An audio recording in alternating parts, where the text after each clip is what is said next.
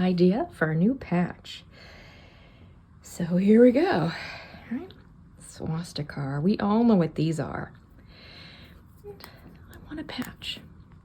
But before I do that, I think it's really important to know where there are some cameras on this fancy garbage truck. So there's one here, right?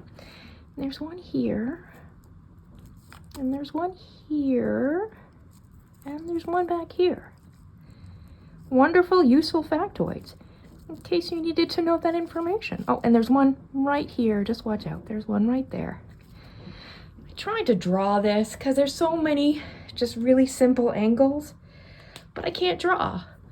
I still love art though. So what I'm going to do is I'm going to attach this to the back of my patch. Again, that's because I like it on the back of those things.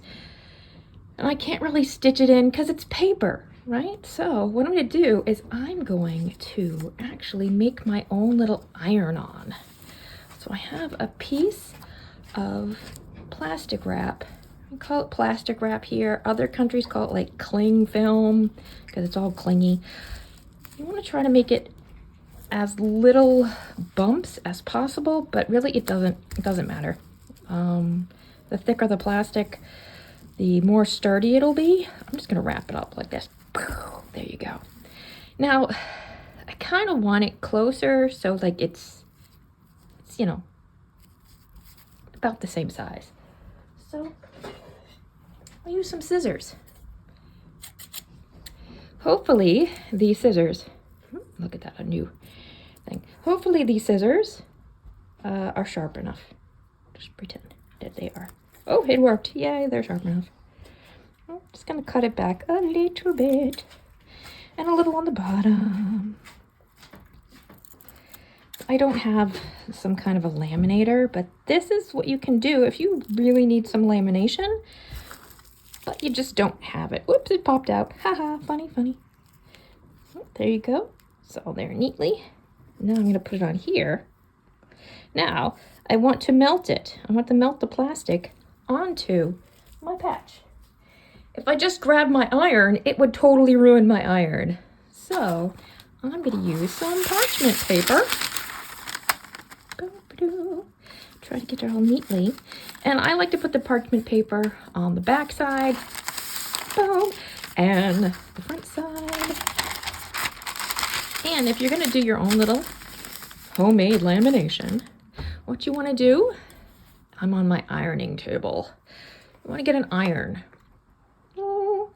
to know if your iron is hot enough. To check your iron to see if it's hot enough, what you want to do is rub it and lift it up and then touch where you rubbed it, okay? Do not touch the hard part. Don't touch that. No, don't touch that. You touch the ground, okay? When it's warm enough, it'll laminate this stuff on well. So, right? Back in the spot. Move everything out of the way. And you see it's kind of like a fuzzy. Once you start using the iron and the heat melts the plastic, you'll see it's a little bit clearer. And what you want to do, see it's a little clearer? Just keep going. Kind of like sing a little song in your head. All right, count to like 30 or 40, just nice and slow. 2, 3, 4, 5,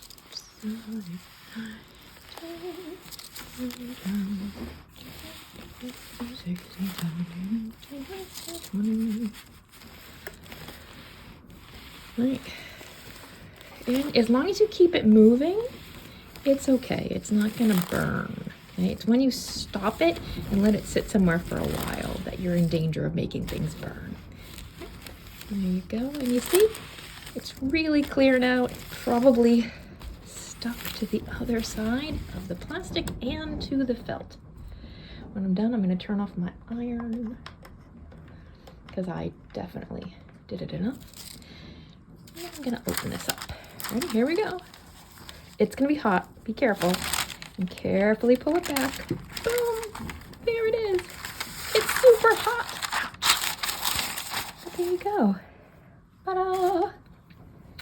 We did it. Let me try you some dirt. There you go. Look at that. Now we made a new patch. And now I can put this patch on however I want. I can stitch the patch on. I can actually get some real stuff from the craft store and put it on. But yeah, there you go. Use this information how you will and have fun out there crafting.